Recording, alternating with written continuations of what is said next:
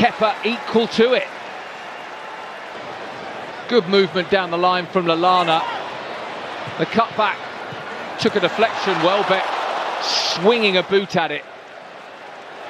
Into space for Chukwuemeka, striding forward with purpose. Now Chilwell. Options in the box, plenty of them. Little 1-2, Chukwuemeka. Last ditch, but the flick is in from Nkunku. And Chelsea level it up after 18 minutes. Smartly done. And we're all square. Wellbeck from a seemingly impossible angle, almost restoring the lead.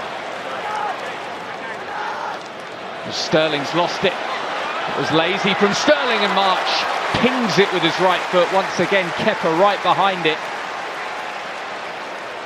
Dwelling on the ball for too long here as Chukwuemeka